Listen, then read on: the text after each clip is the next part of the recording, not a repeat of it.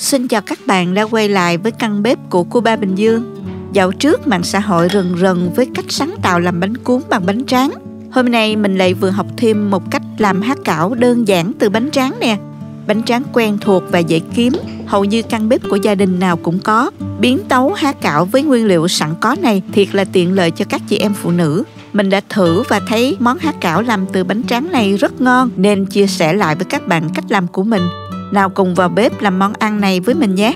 Chúng ta có thể xem những thành phần nguyên liệu chi tiết, hình ảnh nguyên liệu cụ thể để thực hiện món này ở cuối video.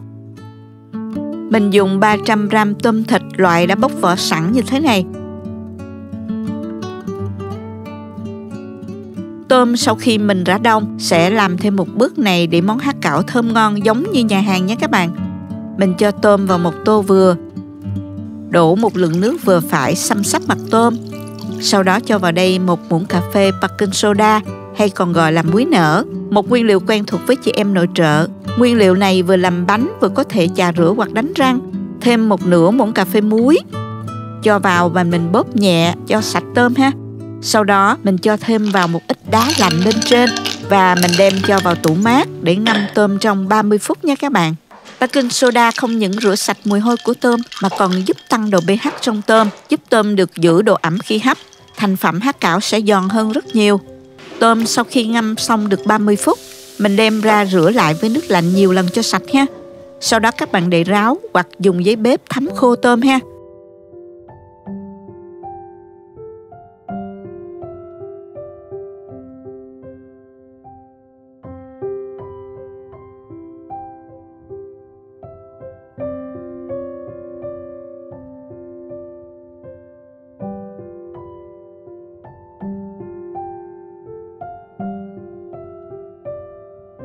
Bây giờ mình sẽ đi bằm tôm.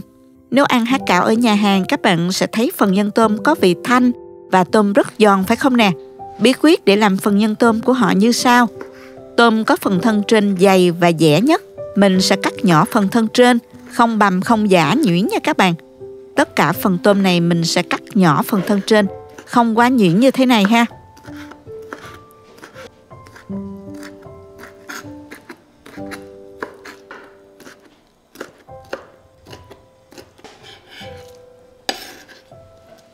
Còn phần thân dưới thì mình dùng dao đập dập ra, sau đó bằm nhuyễn ra ha. Cho hai phần tôm vào trong tô. Có một số công thức thì cho thêm măng bằm hoặc là thịt vào nữa, tùy theo sở thích của các bạn ha. Mình sẽ ướp thêm vào đây nửa muỗng cà phê muối, một muỗng cà phê đường, một chút tiêu, một muỗng cà phê bột nêm, một muỗng canh rượu trắng hoặc là rượu nấu ăn cũng được, rồi mình dùng đũa trộn đều lên. Lưu ý là mình chỉ khuấy theo một chiều như vậy ha. Mình quết tôm để tôm được dẻo hơn đó các bạn. Cho thêm một ít tỏi.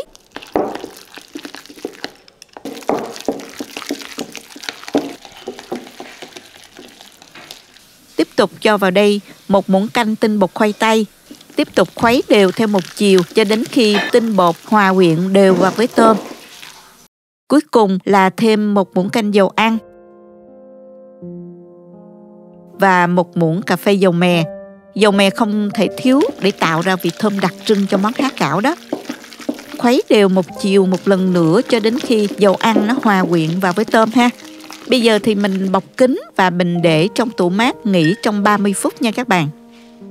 Sau khi phần nhân tôm đã được nghỉ 30 phút, mình sẽ đem đi gói há cảo ha. Há cảo thường được làm với bột tàng mì, tiếng Anh là Westard. Bột này thường được sử dụng nhiều trong các món của người Hoa. Trước đây mình có chia sẻ với các bạn một loại bánh cũng làm từ bột này là bánh taro dim sum, hình tổ yến rất ngon. Các bạn xem ở link bên dưới ha. Tuy nhiên bột tàng mì ít có sẵn trong bếp nên hôm nay mình sẽ dùng bánh tráng để làm vỏ há cảo nha.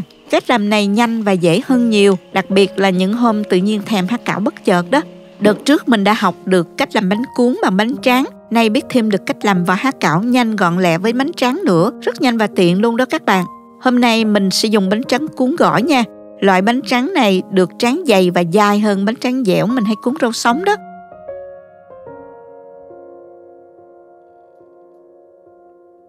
Mình dùng kéo cắt bánh thành 4 phần. Sau đó nhúng nước cho bánh mềm. Xếp chồng lên nhau sao cho thành hình vuông như thế này nhé các bạn. Phần dâu thoa vào nhau sẽ là nơi mình đặt nhân bánh, giúp há cảo dai, giữ được phần nhân mà không bị bung rách ha.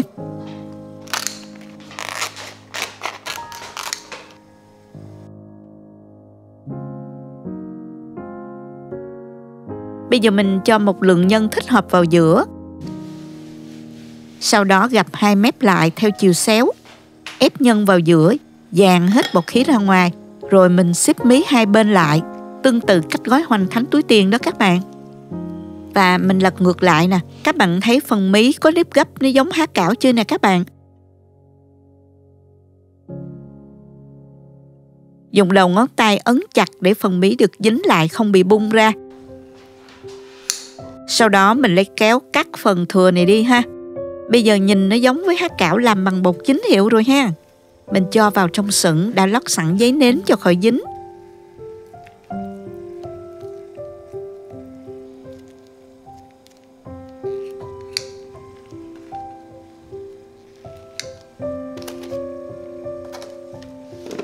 Mình hấp trong vòng từ 10 đến 15 phút kể từ khi nước sôi là há cảo chín rồi.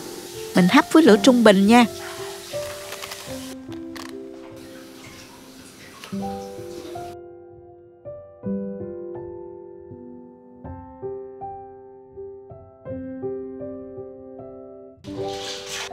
Trong lúc chờ đợi mình sẽ làm nước chấm há cảo.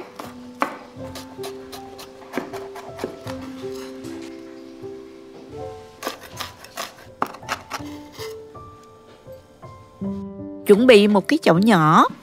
Cho vào đây 8 muỗng canh nước tương, 4 muỗng canh đường, 2 muỗng canh nước lọc, 2 muỗng canh giấm, 1 đến 2 muỗng canh tương ớt tùy theo các bạn ăn cay nhiều hay là ít nha. Sau đó thì mình bật bếp nấu cho đến khi đường tan, nước tương sôi và các nguyên liệu hòa quyện vào nhau là được ha. Mình để sôi ở lửa nhỏ trên bếp khoảng 1 phút. Sau đó thì mình cho nước chấm ra tô để nguội. Nước chấm sau khi nguội sẽ sánh lại như thế này nè. Có vị mặn ngọt vừa phải, chua chua nhẹ, thơm, rất ngon và hợp với há cảo đó các bạn. Bây giờ thì há cảo cũng đã chín rồi. Mình mở nắp ra xem nha. Ồ, vỏ há cảo đã trong lại rồi. Thấy rõ phần nhân bên trong đỏ hồng của tôm. Hấp dẫn quá các bạn ơi.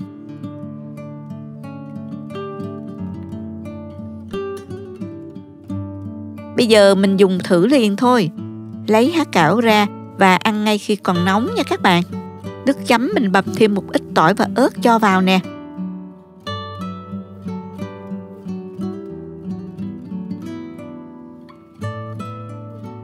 Chấm há cảo đậm nước chấm và ăn ngay khi nóng. Phần nhân bên trong giòn giòn của tôm ngọt thịt và không bị khô. Vỏ há cảo dẻo dai. Theo mình thấy phần vỏ giống 80 đến 90% đó các bạn. Há cảo hòa quyện với nước chấm thơm, chua ngọt cay cay ăn ghiền luôn đó. Cách làm này mình nên ăn ngay khi còn nóng nha. Vì bò bánh tráng có nhược điểm là để qua ngày sẽ bị cứng nhé. Khi ăn mình sẽ phải hấp hoặc là nhúng sơ nước và quay lại với lò vi sóng ha. Há cảo sẽ hợp hơn khi ăn với rau răm. Nhưng tiếc là hôm nay mình không có rau răm nên mình sẽ ăn kèm với ngò rí ha. Chúc các bạn thành công với món ăn này nhé. Hẹn gặp lại trong các video kỳ tới. Cảm ơn các bạn đã theo dõi video. Nếu thích cách mình chia sẻ, nhớ gửi cho bạn bè cùng xem, bấm like và đăng ký kênh để xem nhiều món ăn mới của mình. Nếu thấy video thực sự hữu ích, bạn có thể gửi tặng ekip thực hiện một ly cà phê bằng nút Super Thanks hình trái tim ngay bên dưới video. Các bạn cũng có thể truy cập website cobabinhdương.com để xem công thức nấu ăn dưới dạng bài viết. Chào tạm biệt và hẹn gặp lại các bạn trong video kỳ tới nha.